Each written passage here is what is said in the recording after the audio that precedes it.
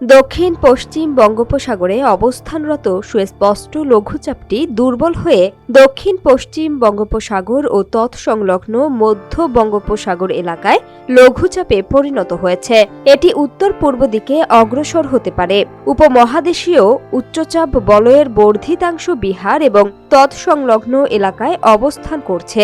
সেই সঙ্গে দেশের দুই বিভাগে বজ্রসহ বৃষ্টির পূর্বাভাস দিয়েছে আবহাওয়া অধিদপ্তর।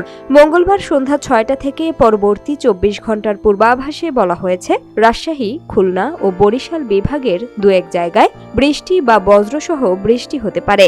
এছাড়া দেশের অন্যত্র অস্থায়ীভাবে আংশিক মেঘলা আকাশসহ আবহাওয়া প্রধানত শুষ্ক থাকতে পারে। সারা দেশে রাতের তাপমাত্রা প্রায় অপরিবর্তিত থাকতে পারে এবং দিনের তাপমাত্রা সামান্য কমতে পারে।